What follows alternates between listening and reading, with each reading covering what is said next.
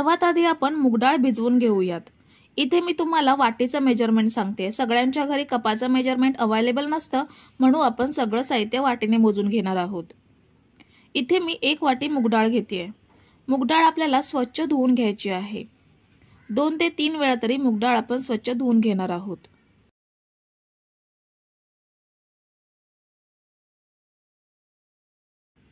मूग डाळ 2 ते 3 वेळा धुवून घेतली आहे। आता आपण ह्यामध्ये पाणी ऍड करून 2 ते 2.5 तास भिजवून घेऊयात। जर जास्त वेळ असेल तर 3 तास भिजवली तरीही चालेल। इथे मी 2.5 तास मूग डाळ भिजवून घेतली आहे। ही बघा बोटाने तुटते म्हणजे डाळ चांगली भिजली आहे। डाळ आपण शिजवणार नाही म्हणून चांगली भिजवून घेणं आवश्यक आहे। आता ह्यामधील पाणी काढून टाकून हे मिक्सरच्या जारमध्ये घेऊयात। आपल्याला डाळ छान बारीक वाटून ह्याची पेस्ट बनवून घ्यायची आहे। ह्यामध्ये 2 ते 3 लहान चमचे पाणी घेऊन बारीक वाटून घेऊयात। जास्त पातळ वाटायचं नाहीये। हे बघा मी वाटून घेतलंय। ह्याप्रमाणे ह्याची बारीक पेस्ट बनवून घेतली आहे। आता हे एका भांड्यामध्ये ट्रान्सफर करूयात।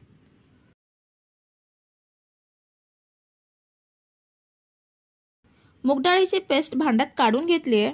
ह्यामध्ये चवीनुसार मीठ घेऊयात। आपण 3 वाटी पीठ सुद्धा घेणार आहोत, तर त्या अंदाजाने मीठ घ्यायचं आहे। आता आवडीनुसार मसाले ऍड करूयात।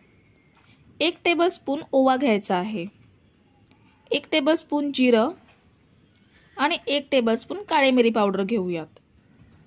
मसाले ऍड करून झाल्यावर ह्यामध्ये 2 टेबलस्पून एवढं तूप घ्यायचं आहे। तूप गरम वगैरे करून घ्यायची गरज नाही आहे, जसं आहे तसं तूप ऍड केलं। आता हे सगळे जिन्नस मूग डाळीमध्ये मिक्स करून घेऊयात।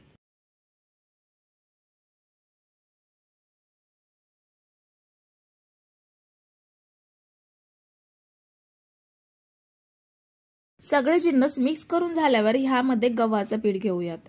ज्या वाटीने मूग डाळ घेतली आहे त्याच वाटीने 3 वाटी गव्हाचं पीठ घ्यायचं आहे। गव्हाच्या पिठाऐवजी मैद्याचा सुद्धा इथे वापर करू शकता, पण आपण पौष्टिक बनवतोय म्हणून आपण इथे गव्हाचं पीठ घेतोय। आता मूग डाळीच्या मिश्रणामध्ये पीठ भिजवून मळून घ्यायचं आहे। सांगितलेल्या प्रमाणामध्ये सगळं साहित्य घेतलं तर पाणी ऍड करायची गरज लागत नाही। मूग डाळीच्या मिश्रणामध्ये चांगलं पीठ भिजलं जातं। जर तुम्हाला पीठ थोडं कोरडं वाटलं तरच थोडंसं पाणी ऍड करून पीठ मळून घेऊ शकता।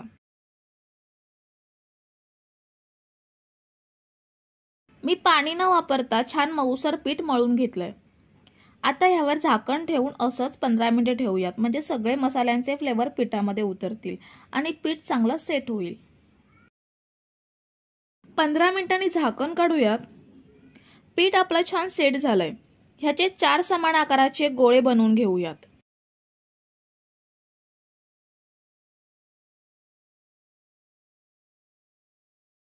आता एक एक गोळा घेऊन लाटून घ्यायचा आहे। पोळीला सुकं पीठ लावायची गरज नाहीये, मळताना तूप वापरल्यामुळे पोळपाटाला पोळी चिकटणार नाही।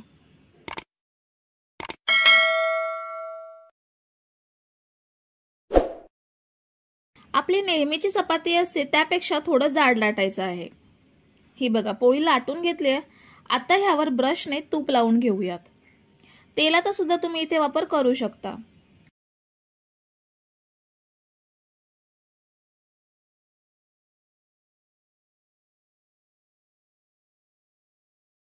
तूप लावून झाल्यावर कॉर्नफ्लोअरचं सुकं पीठ पसरवून घ्यायचं आहे। कॉर्नफ्लोअर ऐवजी मैदा सुद्धा वापरू शकता, पण मैद्यापेक्षा कॉर्नफ्लोअरने लेयर्स चांगले मोकळे होतात।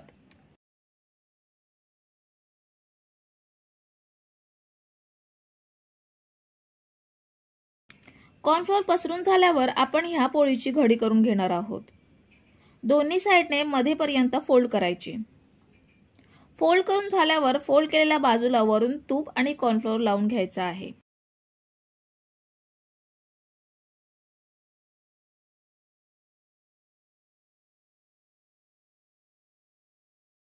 आता राहिलेल्या 2 बाजू ह्यावरती अर्ध्यापर्यंत फोल्ड करायच्या।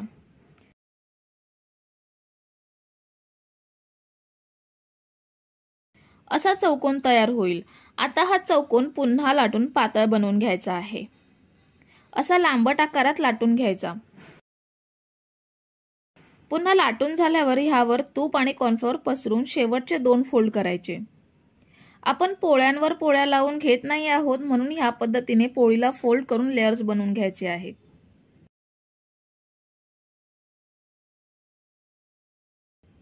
आता हे लाटण्याने हलक्या हाताने लाटून घेऊयात। हे बघा, छान पट्टी तयार करून घेतली आहे। आता हे कट करून घेऊयात।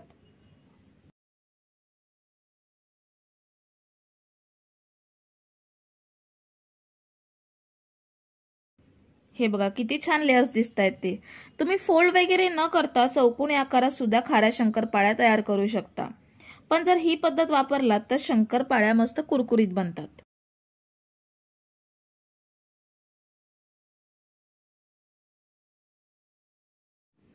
ह्या बघा, थोड्या शंकरपाळ्या बनवून घेतल्यात। आता फ्राय कशा करायच्या ते पाहूयात। गॅसवरती कढईमध्ये तेल तापायला ठेवले, मीडियम गरम झालंय। हे कसं ओळखायचं तर पिठाचा छोटासा गोळा तेलात सोडायचा, बुडबुडे येऊन लगेच वरती आला म्हणजे तेल तळण्यासाठी परफेक्ट रेडी आहे। जर ब्राऊन होऊन वरती आला असेल तर तेल भरपूर गरम आहे असं समजायचं आणि गॅस थोडा कमी करून तेलाचं तापमान कमी झाल्यावर शंकरपाळ्या तेलात सोडायच्या। आपलं तेल परफेक्ट गरम आहे, शंकरपाळ्या तेलात सोडूयात। मीडियम गॅसवरती आपल्याला हे फ्राय करून घ्यायचे आहेत।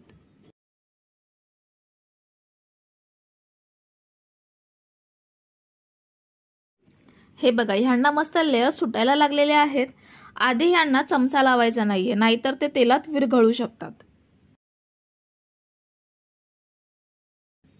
2 ते 3 मिनिटांनी परतून घेऊयात।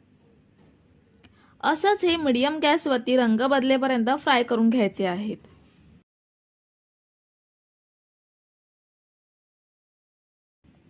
तर साधारण 7 ते 8 मिनिटांनी बघू शकता रंग मस्त चेंज झालाय। आता हे तेल निथळून काढून घेऊयात आणि बाकीचे शंकरपाळ्या पण अशाच फ्राय करून घेऊयात। आपण सगळ्या शंकरपाळ्या फ्राय करून घेतल्यात। आपण मैद्याच्या नाही तर गव्हाच्या पिठाच्या आणि मूग डाळीच्या पौष्टिक खाऱ्या शंकरपाळ्या बनवून घेतल्यात। खूप छान क्रिस्पी पण झाल्यात।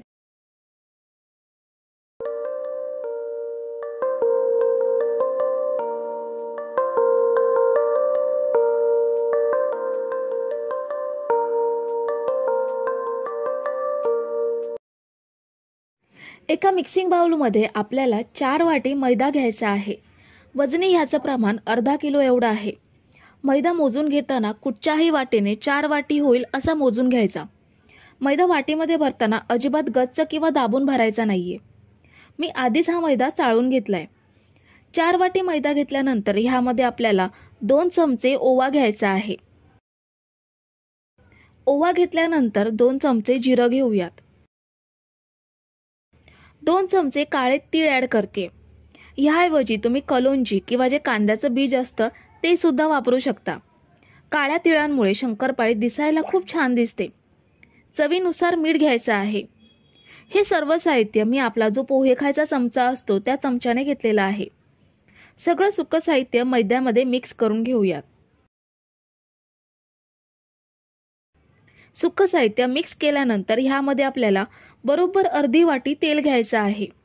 ज्या वाटीने मैदा घेतलाय त्याच सेम वाटीने अर्धी वाटी तेल घेतलं। 4 वाटी मैद्यासाठी अर्धी वाटी तेल हे अगदी परफेक्ट प्रमाण आहे। तेल इथे थंडच वापरायचं आहे, अजिबात गरम वगैरे करायचं नाहीये। तेल आपण मैद्यामध्ये व्यवस्थित मिक्स करून घेऊयात। मैद्याला सर्वत्र हे तेल चोळून घ्यायचं आहे, ह्यामुळे शंकरपाळी छान खुसखुशीत होईल। तेल मैद्यामध्ये व्यवस्थित मिक्स केल्यानंतर बघू शकता मैद्याची घट्टसर मूठ वळली जाते, म्हणजे तेलाचं प्रमाण मैद्यामध्ये अगदी परफेक्ट घेतलेलं आहे। आता थोडं थोडं पाणी घेऊन आपण हा मैदा भिजवून घेऊयात। मैदा भिजवायला जास्त पाणी लागत नाही, त्यामुळे एकाच वेळी पाणी घेऊन मैदा भिजवायचा नाहीये। पाण्याचा अंदाज चुकला तर पीठ पातळ होईल, म्हणून थोडं थोडं पाणी घेऊन मैदा भिजवून घेऊयात। पीठ आपल्याला घट्टसरच मळून घ्यायचं आहे। जर तुम्ही पीठ मळताना सैलसर पीठ मळलं तर शंकरपाळ्या तेलकट होऊ शकतात। तर इथे मी पीठ भिजवून घट्टसर मळून घेतलंय। जास्त पातळ देखील नाहीये की जास्त घट्ट सुद्धा नाहीये। हे पीठ आपल्याला 15 मिनिटं झाकून ठेवायचं आहे, ह्यामुळे हे छान मुरलं जाईल। तर 15 मिनिटे आपण हे पीठ झाकून ठेवलं होतं. ह्यामधून थोडंसं पीठ लाटण्यासाठी घेऊयात. ह्याची आपण पोळी लाटून घेणार आहोत. पोळी लाटता येत नसेल तर सुका मैदा पसरवून लाटून घेऊ शकता. पण पीठ जर व्यवस्थित भिजवलेलं असेल तर लाटायला अजिबात त्रास होत नाही. अगदी सहज पोळी लाटता येते. ही पोळी आपल्या नेहमीच्या पोळीपेक्षा थोडी जाड लाटून घ्यायची. आपली नेहमीची चपाती किंवा पोळी असते त्याच्या तिप्पट जाड ही पोळी लाटून घ्यायची. आता याच्या शंकरपाळ्या आपल्याला कापून घ्यायच्या आहेत. जर तुम्हाला चौकोनी आकारात किंवा डायमंड शेपमध्ये शंकरपाळ्या हव्या असतील तर तशा तुम्ही कापून घेऊ शकता. मी इथे असं एका डबीचं झाकण घेतलंय. हे प्रेस करून मी गोल आकारात शंकरपाळ्या कापून घेतेय. आपण नेहमी चौकोनी किंवा डायमंड शेपमध्ये शंकरपाळ्या बनवतोच, पण एक नवीन पद्धत म्हणून मी हे डबीचं झाकण वापरते. ह्यामुळे शंकरपाळ्या दिसायला सुद्धा आकर्षक दिसतात. अगदी जशा जिरा बिस्किट असतात तशाच्या सेम शंकरपाळ्या दिसतात. प्लास्टिकच्या झाकणाऐवजी तुमच्याकडे जर स्टीलच्या छोट्या डब्याचं झाकण असेल तर ते वापरा. त्याला धार चांगली असते, त्यामुळे अगदी पटापट शंकरपाळ्या कापल्या जातात. ह्याच पद्धतीने बाकीच्या शंकरपाळ्या कापून घेऊयात. तर ही बघा, इथे मी एक बॅच तयार करून घेतली आहे. आता हे फ्राय करून घेऊयात. कढईमध्ये आपण तळण्यासाठी तेल घेतले. तेल आपल्याला मध्यम गरम करून घ्यायचं आहे. एक छोटासा गोळा तेलात सोडल्यावर हळूहळू वरती आलाय, म्हणजे तेल आपलं परफेक्ट गरम आहे. ह्यामध्ये शंकरपाळी सोडूयात. शंकरपाळी तळताना गॅस अजिबात स्लो किंवा हाय ठेवायचा नाहीये. मध्यम आचेवरतीच आपल्याला ही शंकरपाळी तळून घ्यायची आहे. जर मंद गॅसवरती शंकरपाळी तळलात तर ती तेलकट होईल आणि मोठ्या गॅसवरती शंकरपाळीला लाल रंग तर येईल, पण आतून ती कच्ची राहील. त्यामुळे मध्यम गॅसवरतीच परतून परतून आपल्याला ही शंकरपाळी तळून घ्यायची आहे. शंकरपाळीला हलका बदामी रंग आला आणि बुडबुडे थोडे कमी झाले की शंकरपाळी आपल्याला तेलातून बाहेर काढून घ्यायची आहे. तर इथे शंकरपाळीला हलका बदामी रंग आलाय आणि बुडबुडे सुद्धा बरेच कमी झालेत. ह्या स्टेजला शंकरपाळी तेलातून बाहेर काढायची. शंकरपाळी तेलातून बाहेर काढल्यावर देखील थोडा वेळ त्यांची कुकिंग प्रोसेस चालूच असते आणि त्यांचा रंग बाहेर काढून सुद्धा थोडासा गडद होतो. त्यामुळे या स्टेजला शंकरपाळी तेलातून बाहेर काढून घेऊयात. आणि बाकीच्या शिल्लक शंकरपाळी सुद्धा आपल्याला अशाच तळून घ्यायच्या आहेत. तुम्ही जर इथेपर्यंत रेसिपी बघताय तर तुम्हाला एक विनंती आहे की व्हिडिओला एक लाईक जरूर करा. तर इथे मी सगळ्या शंकरपाळ्या तळून घेतल्यात. खूप छान रंग आलाय शंकरपाळीला. अगदी जसं जिरा बिस्किट असतं सेम तशाच्या शंकरपाळ्या दिसतायत. एक शंकरपाळी मी तुम्हाला तोडून दाखवते. ही बघा किती खुसखुशीत आहे ती. आतून ह्याला खूप साऱ्या पातळ लेयर्स पडतात, त्यामुळे खूप छान खुसखुशीत शंकरपाळी तयार होते. तुम्ही सुद्धा सांगितलेल्या प्रमाणात शंकरपाळी बनवली तर तुमच्या सुद्धा शंकरपाळ्या अशा छान खुसखुशीत होतील.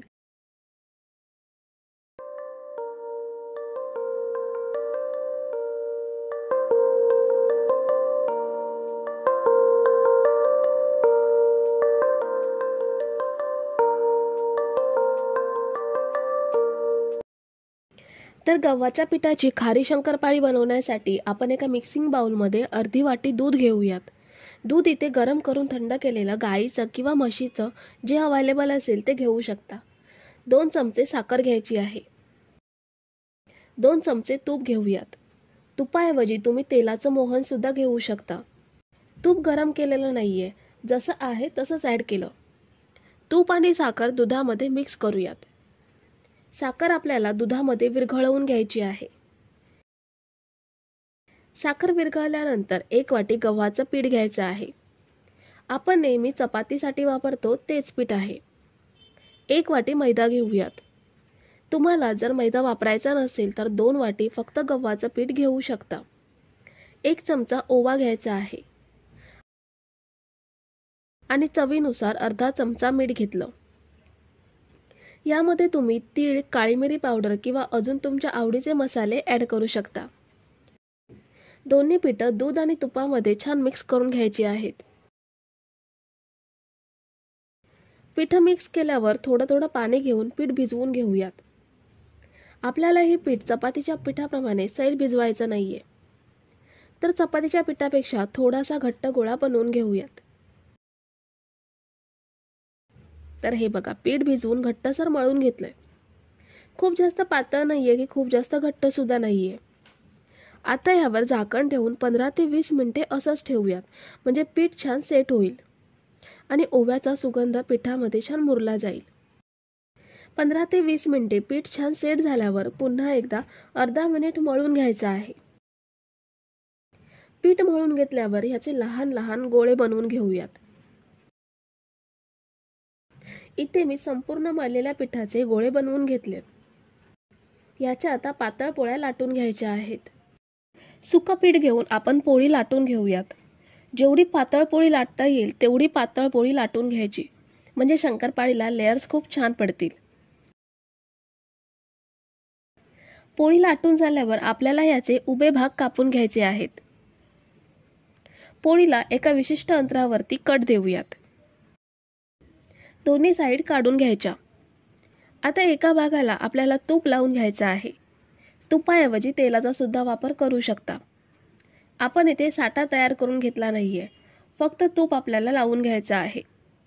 दुसरा भाग ह्या भागावरती ठेवूयात आणि ह्याला सुद्धा वरून तूप लावून घ्यायचं आहे। तूप लावून झाल्यावर राहिलेला भाग ह्यावरती ठेवायचा। आता या पट्टीला मधोमध कट देऊन 2 भाग करायचे। एका भागालाच फक्त तूप लावून घ्यायचं आणि दुसरा भाग कोरडा ठेवायचा। कोरडा भाग उलट्या बाजूने ह्या पद्धतीत ठेवायचा। आता हलक्या हाताने आपण ही पट्टी थोडीशी लाटून घेऊयात। थोडंसं सुकं पीठ घेऊन हलक्या हाताने लाटून घ्यायचं, म्हणजे हे लेयर्स एकमेकांना चांगले चिकटतील। साइडचा भाग थोडा थोडा कापून घेऊयात आणि आता हे 1-1 इंचावर ह्या पद्धतीत पट्टा तयार करून घ्यायचे आहेत। एक पट्टे घेऊन थोड्या थोड्या अंतरावर फोल्ड करून दुसऱ्या बाजूला घट्ट दाबून घ्यायचे। ह्या पद्धतीने मटरीचा आकार बनवून घ्यायचा। मटरी घट्ट दाबून घ्यायची, नाहीतर तेलात तळताना सुटू शकते। तुम्ही जर इथेपर्यंत रेसिपी बघताय तर तुम्हाला एक विनंती आहे की व्हिडिओला एक लाईक जरूर करा। इथे मी थोड्या मटरी बनवून घेतल्यात। आता या फ्राय करून घेऊयात। तेल मी गरम करून घेतलंय, पण खूप जास्त गरम तेल असता नाही। मटरी आपण तेलात सोडूयात। हे बघा, तेलात सोडल्यावर ह्या लगेच वरती येत नाहीयेत, एवढं आपलं तेलाचं तापमान आहे। मटरी तेलात सोडल्यानंतर सुरुवातीला ह्यांना अजिबात चमचा किंवा झारा लावायचा नाहीये। जेव्हा हे तेलाच्या वरती तरंगतील तेव्हा यांना अलटून पलटून सोनेरी रंगात छान फ्राय करून घ्यायचे आहेत। मंद ते मध्यम आचेवरती आपण ह्या मटरी सोनेरी रंगात फ्राय करून घेऊयात। तर इथे मी सगळ्या मटरी फ्राय करून घेतल्यात। खूप छान मटरी फ्राय झाल्यात। एकदम खुसखुशीत कुरकुरीत मटरी किंवा खारी शंकरपाळी आपण बनवून घेतली आहे। एकदाच बनवून 1 ते 1.5 महिना आपण हवाबंद डब्यामध्ये साठवून ठेवू शकतो। संध्याकाळी चहासोबत किंवा पाहुणे मंडळी आल्यावर चहासोबत आपण ही देऊ शकतो। तर मंडळी, रेसिपी कशी वाटली हे कमेंट करून नक्की सांगा आणि व्हिडिओला न विसरता लाईक करा। रेसिपी तुमच्या मित्रमैत्रिणींसोबत शेअर करा आणि चॅनलला सबस्क्राईब केलं नसेल तर लगेच सबस्क्राईब करून घ्या। थँक्यू।